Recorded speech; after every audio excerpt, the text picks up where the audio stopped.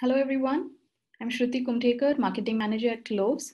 Thank you for joining us in our Kloves monthly webinar. Today, we'll be discussing platform governance. Here's the agenda. I'm going to talk about housekeeping, a little about Kloves, followed by the presentation, and finally Q&A. This webinar will be recorded and you will be able to access it later. For Q&A, you're on mute. So if you have any questions, please use the Q&A section in your Zoom control panel and our panelists will answer them. If you have any questions that are not directly related to the webinar, please email me at shruti@closing.com or sales@closing.com.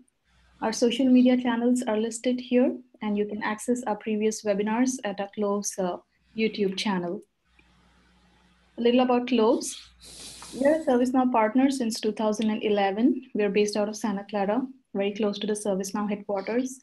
We're a full ServiceNow shop with 250 plus customers and 400 plus implementations. We've been executing projects globally. We provide end-to-end services. Our focus has been on customer service management and user portals, as well as HR service delivery. Our panelist today is Larry Herman, Senior Business Process Consultant for Enterprise Service Management. Thank you, Larry, for joining us today, and over to you. Great, thanks, Shruti. Give me just a second. Let me get my screen sharing set. Try not to let PowerPoint win too much today. And we'll get started. So hopefully, and Shruti, you can let me know, hopefully everyone can see my screen. Yes. Great, thanks. We'll keep going through this then. This is not to brag. This is more about why I'm here and why I'm talking to you. I've been in IT a long time. This just proves that I'm an old guy. I have been involved with ServiceNow for a long time. One of the first 10 implementations in 2005. I've been a product owner and a ServiceNow customer in global enterprises. So in many cases, I've been in your shoes, both from a raw implementation and taking on and inheriting an in-place platform. My own experience was my first ITIL project back in 2003 when people in the US barely knew how to spell ITIL. It was just moving over from Europe at the time. I've also been involved in corporate lean and Kaizen projects, a lot of organizational change management projects with the Gallup Q12 and Strength Finders and some others.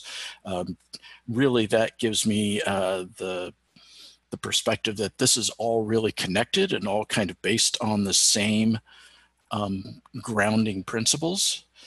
Incident change, SLA, other process management has dropped in my lap. I've been everything from a help desk tech to a service manager to an IT director. I've also had the lovely experience of being involved in governance and auditing, especially on the IT internal and external side with SOX and some others. So I've let it expire, but I did have my IS systems auditing certification for a while. But enough about me. Let's talk about platform governance. That's why we're all really here. And this is something that, as we say, isn't really sexy. So you're going to see more PowerPoint than you are a tool or a demo. But it really is vital. Without it, you'll just have chaos. And as the ServiceNow platform grows within your organizations, and as I saw it grow when I was a product owner, without a governance structure, it's really hard to manage. And this morning and today we'll talk a little bit about the who, what, where, how, and why of governance. We will not talk in terms of the GRC module, the governance module within ServiceNow. We want to talk about it from a much simpler level. I'm a true believer in keeping it simple. And here's my governance golden rule. This is at the top of any project, any implementation. The tool's not going to solve a process or even a people problem. So if you have people come to you and they say, our project management or our PMO is a mess, we need to implement the tool within ServiceNow, and that'll take care of it. No, it probably won't. It will just facilitate the mess in a new tool. So a lot of times governance means getting to the root of a request and not just throwing tools at it. So what makes it vital? Really, it's going to take time, it's going to take effort, but why? Well, we know in our involvement with ServiceNow that ServiceNow is rapidly expanding. So if you go to any knowledge conference, any local user group meeting, you're going to hear about all the new tools. ServiceNow sales and marketing do a really good job of presenting the bells, the whistles, and mature processes. This may not be where you are. So you need to be aware of those capabilities and be able to then leverage them in your environment. We're all dealing with multiple partners and methodologies. And in this one, I'm not just talking about ServiceNow partners like Kloves. You may have third-party providers that are providing service or development for specific platforms. You may have offshore resources. You may have third parties that come in for a major project, manage the project, and then leave. All outside, as well as your internal partners. So you've got internal partners with business relationship management, with all of those things, which means that you're going to need to set some in-house standards. You really need to know how you want to take ServiceNow and manage it on a day-to-day basis and develop those standards so that everybody knows where you're coming from. In addition, we're really seeing an expansion of shared service environments, and this is really where we're talking about facilities, HR, finance. Everyone wants to take that customer focus now. And how do you manage that? So do you have everybody coming at you at once? How do you prioritize that? Having something, whether it's a run book or a scorecard to help you prioritize, is really going to help you put some governance around this platform. And as we know, there are multiple processes and multiple interdependencies. If you go into any ServiceNow process guide, one of the first flowcharts you're going to see is how that process connects to all the other processes. Well, what happens when all those other process managers aren't talking to one another? And especially dangerous if they all have admin rights and start working on the tool all by themselves, and then something else breaks. And trust me, I've learned this the hard way in my days in a ServiceNow customer role. We also now have to deal with expanding regulatory controls.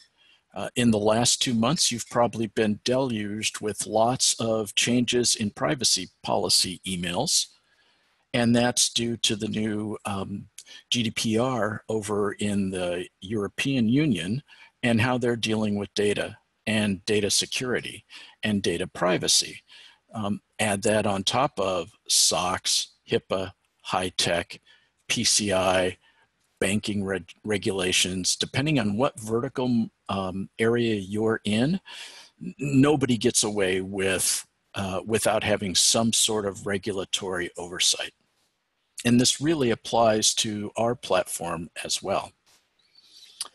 The other thing that, and I probably should have put this first, but I want everybody to realize that you need to maintain that platform value, whether you're discussing it within IT, within the shared services environment, or even with CFO, C-level executives.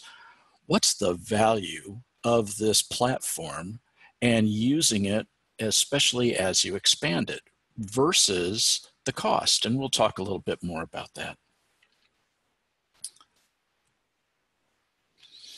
So I wanted to go back to one of the slides from our own marketing, and I've added a couple of different things here. So we have all these services that are available. And by now, if you've been involved in any kind of service now, you're going to hear about configuration versus customization. Customization can be a nightmare. You're going to have multiple portals, HR portal, customer-facing portals. There are several out-of-the-box portals that can be leveraged within the tool. You're going to have multiple admins or even multiple roles that have some sort of admin abilities within their processes.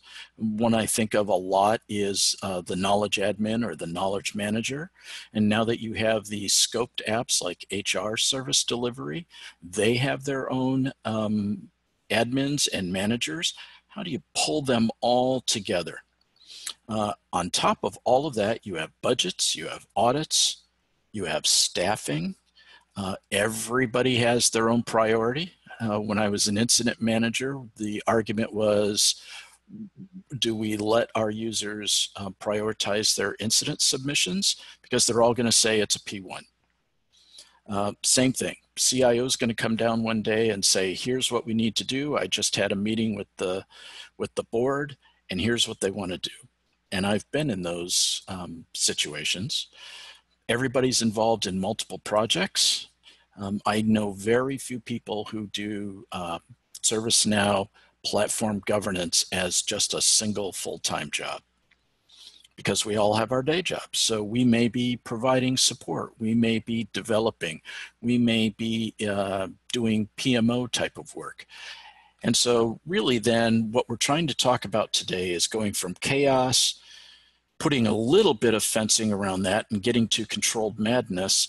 And then what you really want is that governed platform where, because you're going to set these standards and have these other activities within governance, you can really kind of rope these things in. Not everybody's going to like it at first. If you've ever implemented change management, you're going to know what I'm talking about. Nobody wants to go through a cab and have to have somebody review their change. They just want to do it. And what happens? You have a crazy environment. The same thing with platform governance. If you don't put something around all of this, it's the wild, wild west.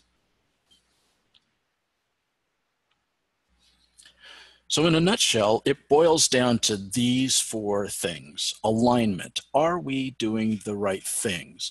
What is the corporate objective? Is the corporate objective to expand and enhance the user experience connecting with any service delivery within the organization?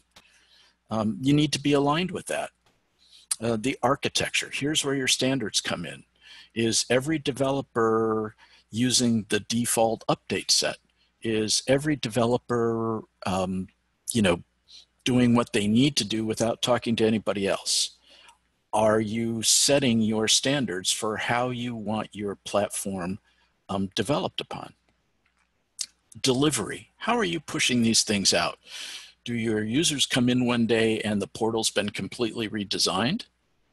Do you come in one day and all of a sudden there's a change management workflow that pops up? So you've got to take a look at that. Are you building something custom that may break when you add an upgrade? And then the value. The value is going to be key. We used to talk a lot about TCO and total cost and cost benefit analysis. Value, when you look at it, involves a lot of things that generally go unseen.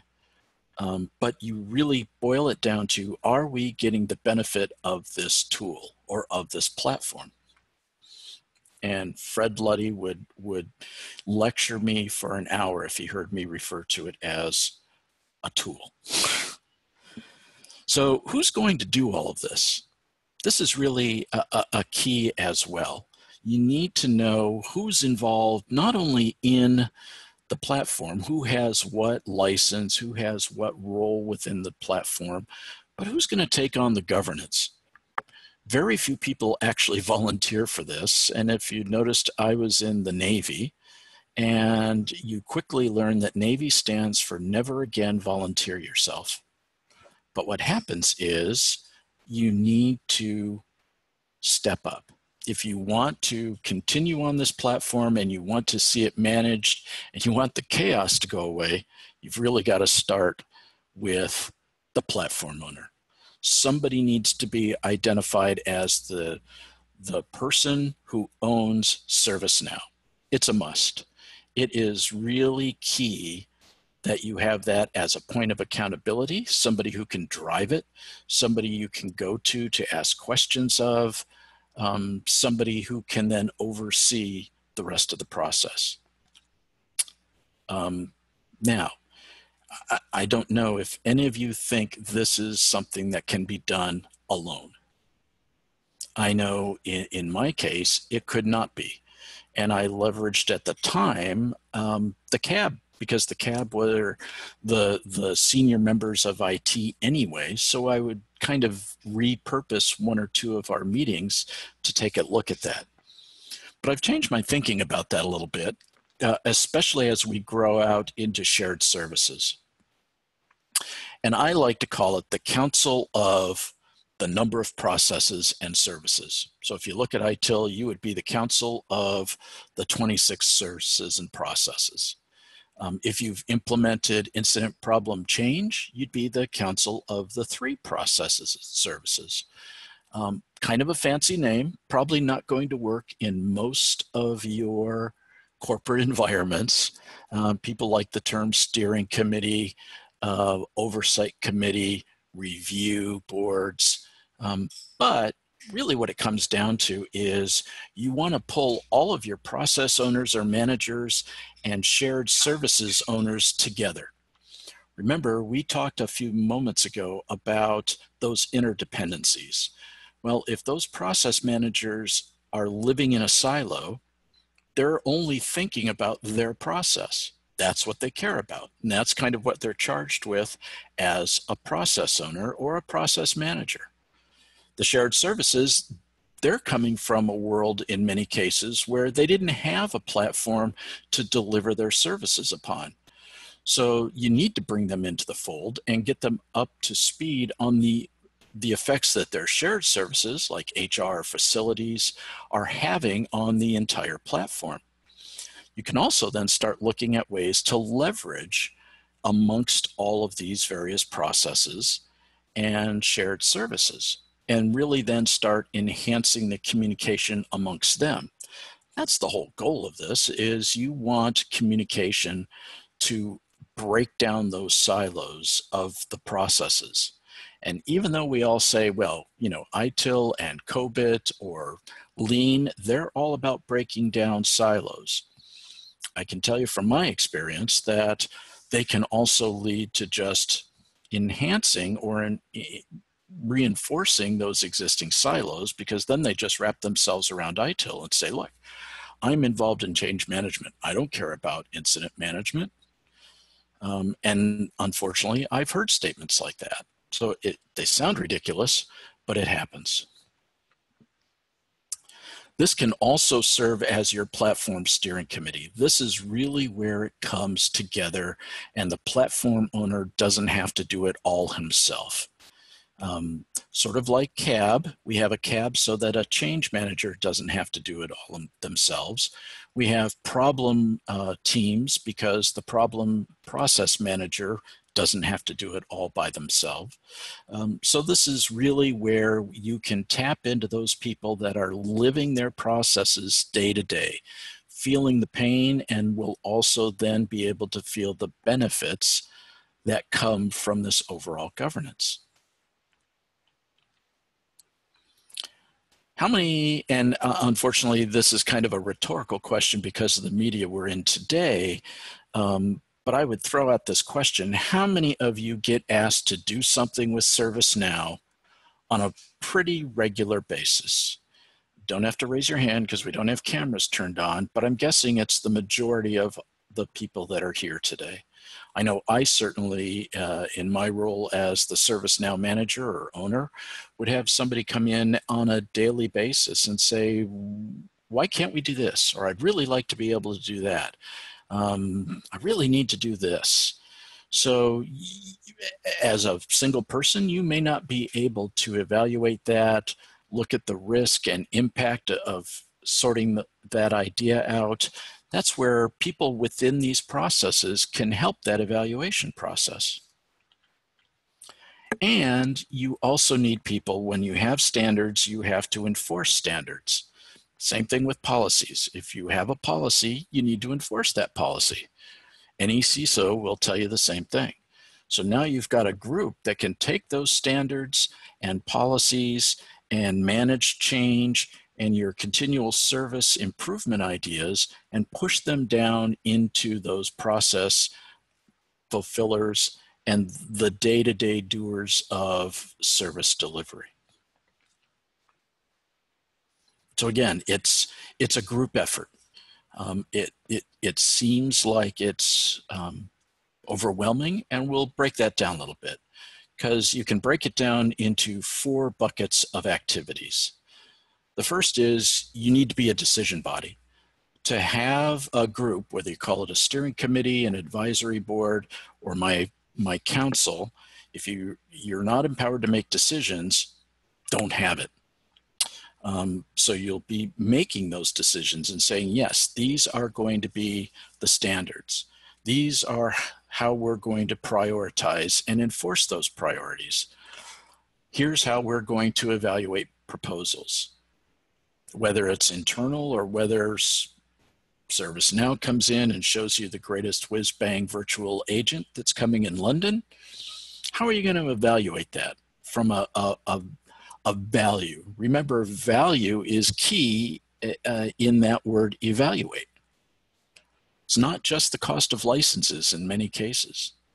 How are you going to assess that impact of growth and the changes within your platform? Is this going to affect some of your third-party providers? Is this going to affect your staffing or your resource availability? You also need to be able to evaluate those partners and vendors. And I've had cases where third-party providers for support for a particular platform will come in and say, here's what we're going to do. And I'm like, time out. Here's our policies and our procedures. Here's what we're going to do with you. And really work with them on that. And if they're not meeting your needs, you need to make some decisions about your vendor management. So that's one of your activities, is really be a decision body for your ServiceNow platform. Next is strategy. Strategy is something that we all struggle with. It's kind of that soft, fuzzy thing that CIOs are supposed to tell us after they meet with boards and other executives, and then we just go and do. But what happens is, if you don't have a strategy specific to your platform that aligns with those other strategies, you're going to be all over the place. So you need to develop that strategy, which can also be your process and platform roadmap. Here's how we want to grow. Here's where we think we can grow. Here's where we think we can add value with the platform as we grow. It may be things like bringing on knowledge management, bringing on release management on top of change management, depending on your environment. It could be, let's go talk to facilities and at least get them in the roadmap. Lots of those things. As you're doing that, what's the value proposition of your strategy? How are you proving the value? In many cases, it's eliminating complexity, it's eliminating shadow IT. These days with the cloud, anybody with a credit card can sign up for a service, and then you don't find out about it until they have to pay the renewal. And then you need to develop a communication strategy. You need to let people know what this platform can do for them, as well as what it is doing for them. I was in a situation where we went through a major ERP rollout, and it did not go well. And so everybody was hating the new system. And they had spent 9 months, and I can't tell you how many millions of dollars to develop this system. They had 4 months of training, they did communications, but once it rolled out and people were not liking it, we took a couple lines in the weekly IT newsletter that went out to everybody via email and just said, hey, you know, did you know that the system printed out 650,000 barcodes last week without a problem? So we had barcode labels, we were a medical device, they were a big requirement. Things would go bad if we weren't able to print those. So you get people again to focus on the positive and you maintain that communication throughout. Execution planning. People will come to you and say, okay, we've got the project approved, we've got it budgeted, we're going to turn it over to PMO. And you take a moment and go, well, wait a minute. We need to be involved in that from the planning. What kind of resources for executing an implementation or your growth, or if you're going to do problem management, what are the resource availabilities to really do root cause analysis and all those other things. It's nice to say we're going to do something, but again, as your counsel, you want to come together and say, what's that all going to mean? So again, you're taking your standards, you're taking that larger view and helping people not only just pick a tool or pick a new application within ServiceNow, but what are the impacts? So there's always risk and impact. You want to be able to give that insight as the execution of a project or execution of a rollout is going on, as well as enforcing your corporate standards and policies. This goes beyond your design standards. This talks about your data security. Are there implications? Are there personal identifiable information involved in this new rollout? Does this have any impact on SOX or others? You need to be able to do that, as well as the security. We see this a lot as HR rolls out because a lot of times you're talking about former employees that may still need access to request things. So you have to take a look at what your corporate standards are and make sure your execution aligns to that. One of the things this is really helpful for the council and the platform owner to do is define your success factors for that execution. What is success going to look like after go live? And a lot of places don't take the time to add that in. Is it going to be a metric where you reduce the number of clicks an end user has to go through to submit a request? Those types of, here are the 3 or 4 critical success factors for this project so that we can now measure against that after go live. We all know about continuous improvement.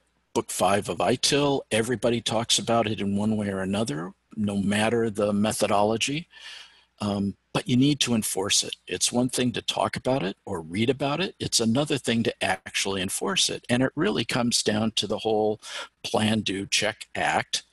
And you need to enforce that in all of your processes and services.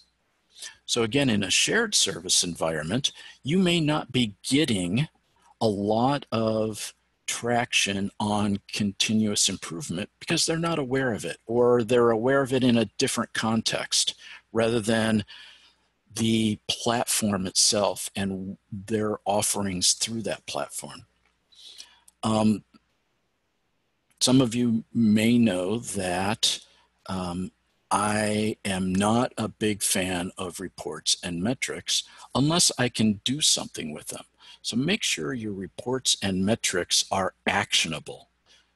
Don't just have a lot of numbers. Numbers are like the old networking days when we would let people peek into the data center and see all those blinking lights.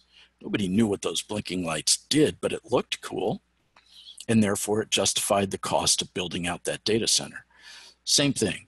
you can throw a lot of numbers up there. Well, we had 60,000 incidents last month. Well, that's nice.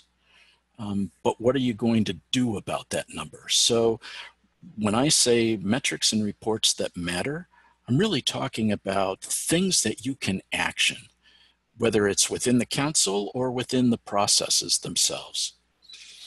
And again, don't reinvent the wheel, just align yourself. So if you're in a lean corporation or a Six Sigma based enterprise, use those tools to your advantage. Someone within that corporation can tie you in with that so that you're not going out and trying to figure the whole cycle out yourself. Leverage what you have.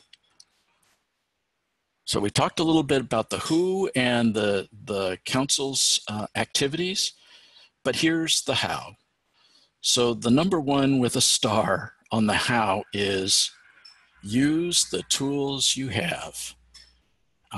Too often, especially those of us in IT, think of a new initiative with the thought of a new tool. And whether it's GRC application within ServiceNow or somebody knocked on the CIO's door and sold them on something for this kind of platform governance,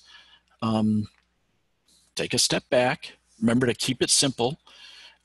You're not going to start with a solid, mature process for all of this. None of us do with any process. So use the tools that you have. Don't waste time going out and shopping for something new. Establish a regular cadence of those council meetings and reports. So you have some great dashboards, metrics, assessments, all of those at your fingertips. Use them. And it may be modifying the CIO dashboard. It may be developing a new dashboard and putting it up on a screen in your IT area. It could be, that visual management that Kaizen and Lean push out. ServiceNow aligns to that really, really well, especially in the later versions that have really robust dashboards. Establish your program controls. What do I mean by that?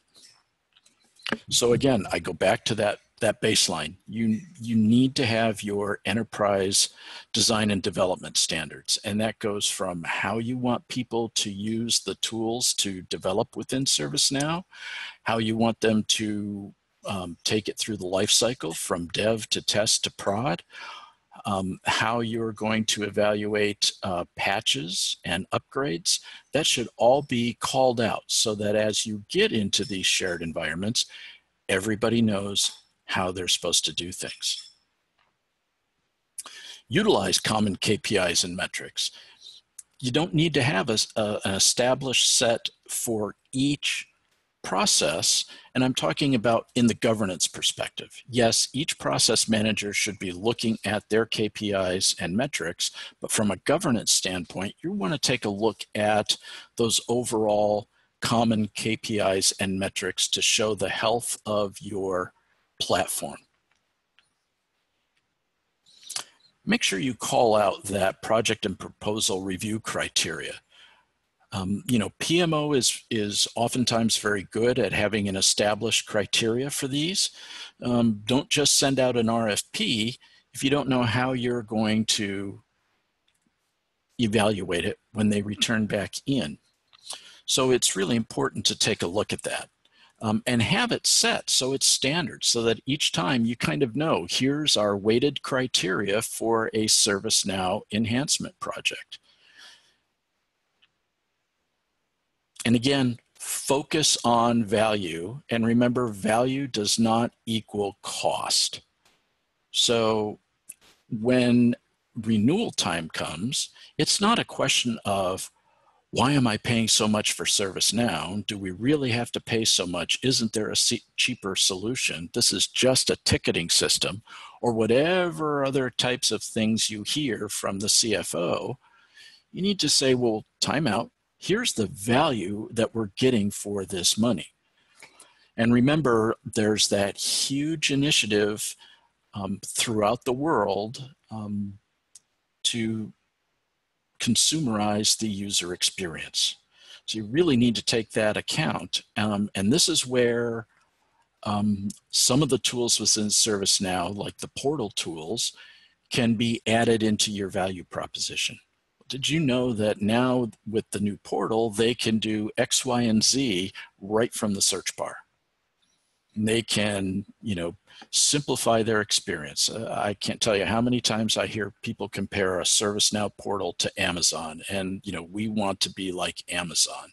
And I think I've even heard that in keynotes at Knowledge. You may not get to Amazon, but you want to take steps and grow into that kind of consumer simple experience that they get in the retail world and the non-corporate world, and they're starting to get. Those are the things that can add to that value proposition. You need to sit down and take a look at your partners. Are they giving you what you want? So if it's third-party partner, what are their SLAs like in responding? What's their technology like? How are they managing their intake from your company? Are they giving you what you want? And can they enhance to help you? Can they become more of a valued partner than just a service provider? And one of the other things that value is kind of overlooked sometimes is what's the complexity of managing and maintaining multiple tools for your shared services environment. So oftentimes HR will have something, whether it's an internally built SharePoint, legal will have something completely different, facilities has a number of different tools that they can use. And so when you go and talk to them, one of the first things you may hear is, oh, we just signed up for another year of this tool. Well, good. That gives us a year to build this out so we can bring it in. So you have to take a look at that complexity and what your platform is doing to add value by eliminating that complexity. And again, you want to align with what already exists. So you have frameworks. You have your corporate goals and objectives. PMO may already have a project management methodology. You probably have change policies, so you don't have to go out and do it from scratch. You just need to align to it. And again, keep calm. Don't reinvent the wheel. The stuff is out there. It really is.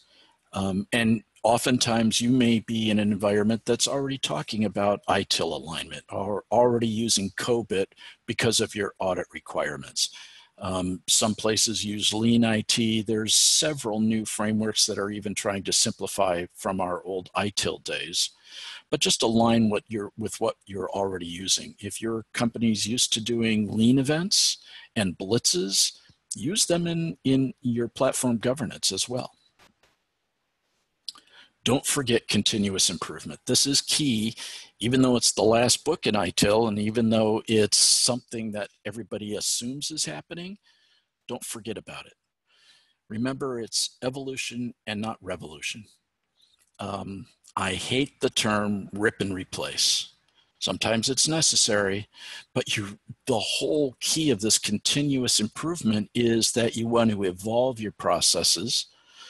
You don't want to just bring in new processes and start from scratch. You want to start where you are. So you need to do some baselines. Where are you within your process? Where is ServiceNow within what you would expect of ServiceNow and where it really is? And don't forget, you're doing things right. Make sure you don't just throw the baby out with the bathwater. Key in on those things that you're already doing correctly and take it as an iterative process. So you're here, down at the bottom, you're using your plan, do, check, act, you're identifying causes, you're identifying constraints to your improvement, you're identifying what barriers you may have. It may be budget, it may be technology, it may be corporate culture. But you, again, with those baselines and your strategy, you use the plan, do, check, act, the iterative continuous improvement to get to where you want to be.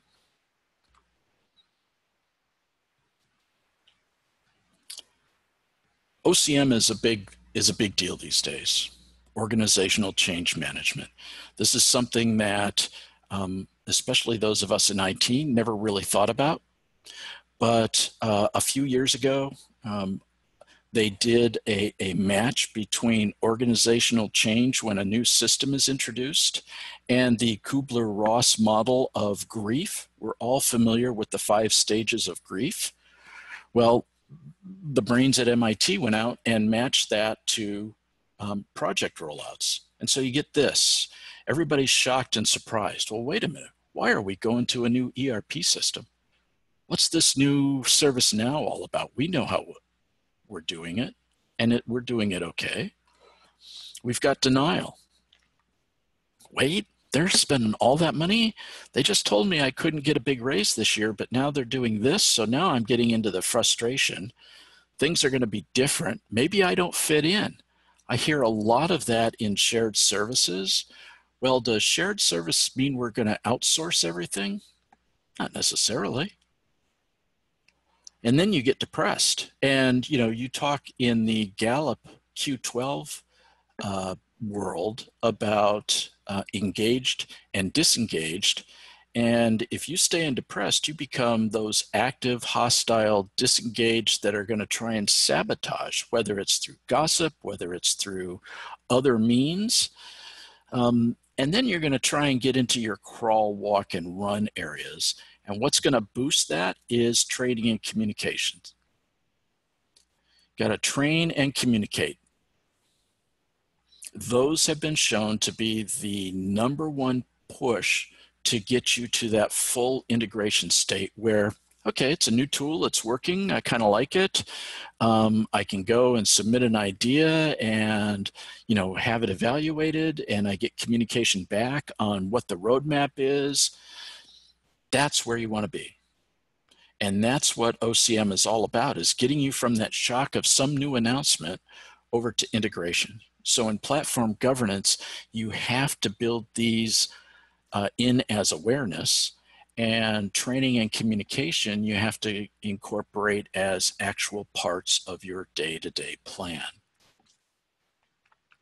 So let's talk about that for a minute. You have to remember that training and communications is not just for project rollouts. We've all been in situations where we've heard about a project and we've heard about a new system, and then it just goes away. You never hear about it again. And you never hear any follow-up training. There's nothing there for new hires to incorporate them into the new system. So you have to remember not to just focus on training and communications for projects. Again, use what exists. Corporate newsletters, corporate intranets, the ServiceNow portal. Hopefully you're using one. If not, call us. We'll help you use one. Some simple things: lunch and learn sessions, brown bag sessions, incorporating a ServiceNow tip of the week into your corporate newsletter. Promote the positive, celebrate your victories. When you reach milestones towards your KPIs and your success factors, advertise it. Get people thinking positively. And again, going back to Gallup, those that are engaged, the word of mouth that they do is worth more than advertising. You also have to remember, in communications and marketing, there's a rule of 3s. You want to hit people 3 times before something really sinks in. So it may be a combination of 3 different ways they're hearing about something. It may be 3 different weeks of newsletter announcements.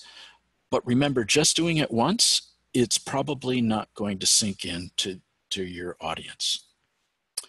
Train the trainer is a big thing. You don't want everybody coming to that council and saying, okay, I need to be trained, or I've got a new hire. I need them to be trained on how to do incident management and how to manage their day in ServiceNow. Well, if you train the trainer, instead of just being the trainer, now you've got people within each process or within each service area that can take it on. It's almost then like leveraging that peer-to-peer training. This is why HR uses the buddy system or the ambassador system when they bring in new hires. You want to do the same thing. You want to have people they're working with right there next to them, being able to train them on the system. You can't always send them off to a classroom to get that kind of training. You don't always have the resources to do that kind of formalized training. You want to utilize what we used to call super users. We tend to call platform champions now. These are the people that are into it. They got the training. They enjoy the platform.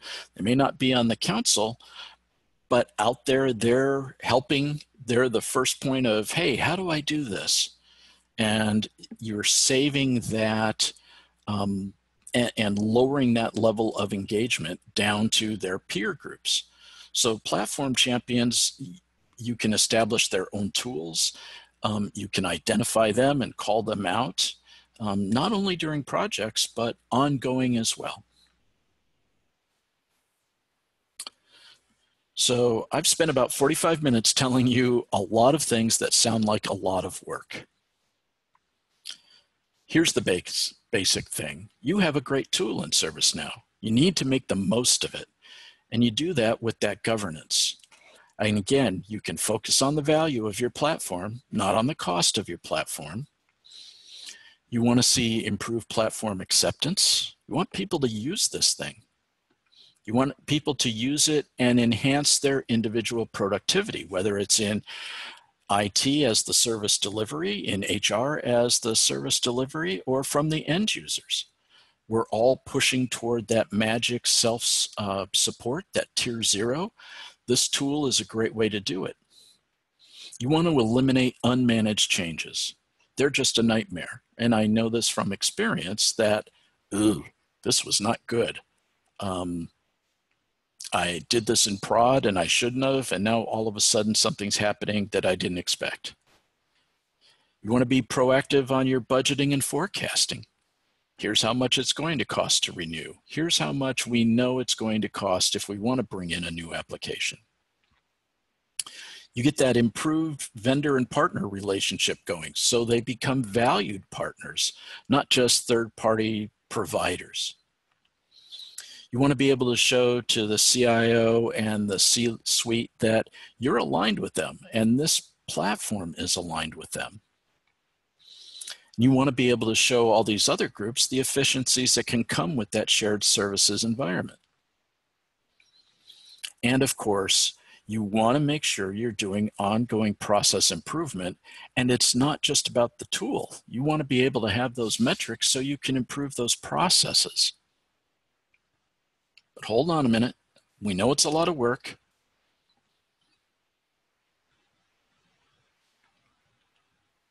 But we can help. So you know whenever you come to these, you're going to get a little sales pitch. We will try and keep it as painless as possible, but Kloves can absolutely help. We have a Quickstart program for platform governance now. It's our latest offering.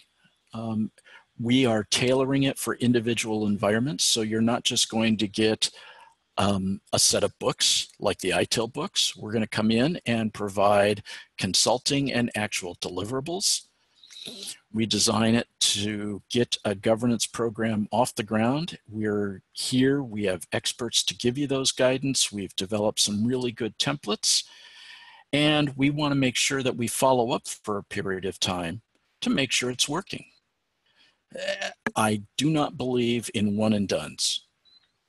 You can have one meeting, it goes really well, and then you never have another meeting. So it's like, okay, it worked once. And oftentimes we talk to people and they'll say, oh yeah, we tried that. It seemed to go over pretty well. Well, why didn't you continue it if it went over pretty well? Well, you know, we all have our regular jobs to do.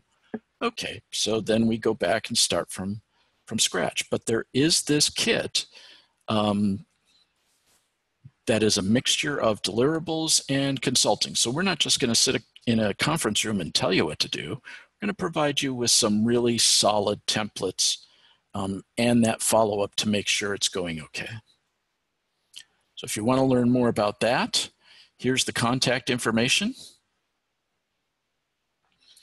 And now it's time for me to finally be quiet for a bit, as people who know me know I can talk about this all day long, but I want to hear some feedback, whether it's your comments, whether it's experience of you've been through with attempting governance, or just some questions you may have.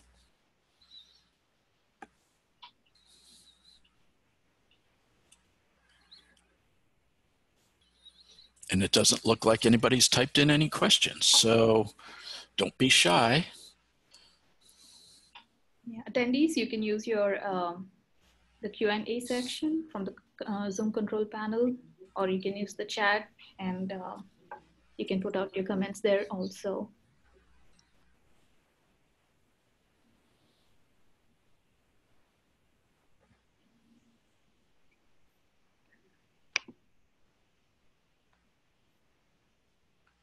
So if you think about this and you have questions, I would refer you back to, let me go back this way. You can always reach out to us. As I said, I love talking about this stuff. So happy to talk to you about some of the points we made.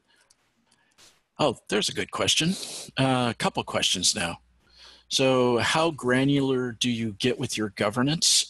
In my own experience, I got pretty granular because especially as we grew it out, I at least wanted to make sure that any changes or any proposals to do work within the tool, the platform, would come back. And even if it's just going through the change process, but I'm kind of a control person, if you haven't guessed already. So I wanted to get very granular. I think to start out with, you start with your pain points, and you at least start with a strategy and a communication plan. How to engage and truly get executive management on board? That's a great question. And it's always a frustration because you probably didn't pick your CIO. Your CIO's got all kinds of things they're worried about. It's, again, proving that value. And being able to go, one of the ways I did that, I was managing the tool. We didn't have project and portfolio suite activated yet, and PMO went off on their own and did an RFP for project tools. So the CFO saw that, came into me and said, doesn't ServiceNow have something, but I hear that it doesn't work anymore. And I said, well, that was a couple versions ago. You know, we've upgraded ServiceNow, and here's the thing. Let's take a look at it and include ourselves in the process. I don't want to take over, but at least give me a shot at the process. And that evolved from, okay, a shot at the process into you have to see if ServiceNow can do it before you send out an RFP. Yes, the presentation will be available to download. I'll let someone else talk to the specifics of that, and it will also be available on the YouTube channel. So I'm not exactly sure about downloading, but I do know that Kloves puts it out on our YouTube channel. Yeah, that's right, Larry. I'll be posting the webinar.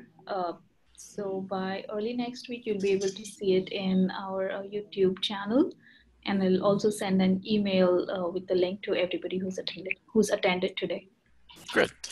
And let's see, I've heard finance in some organizations is the owning department. Yes, I've seen ServiceNow bounced around between departments.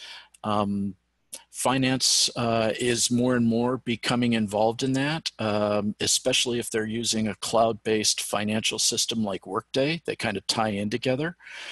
And as the shared services grows, it's just a matter of where does it make the most sense within that organization. And sometimes that means an organizational shift. But very frequently these days, I do see it moving outside of IT, even though it may have started within IT. And so the same principles, whether you're talking to a CIO or a CFO, those same principles apply. One of your first steps is really getting them on board. And especially with finance, where they're looking at numbers and not necessarily at value, it takes a little more effort.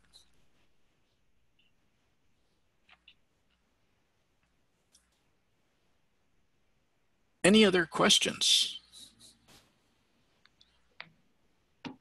Okay, Shruti, I'll turn it over to you. I really appreciate everybody taking the time to sit through this. Hopefully it wasn't too painful. I know there weren't a lot of bells and whistles. I know you're all very busy during your day, but I really appreciate you taking the time and tuning in and listening to us. Larry, thank you. It looks like we have one last question and we have about 5 minutes. Can you take that? Can you describe some of the deliverables? That's the question. Oh, I see that. Thanks. Yes, absolutely. So some of the deliverables will be the charter for your steering committee or council, the organization of that. Some of the deliverables will be the template for your standard technical standards and development standards. We have about 14 of them that are, sample lesson plans, sample communications that we can then tailor to your organization as you need. So I think the important ones are the charter. If you need to develop that charter to go to your group and your senior management and say, here's why I want to do it this way. Just like anything else, you may not have a governance policy, but we can certainly help if that's it.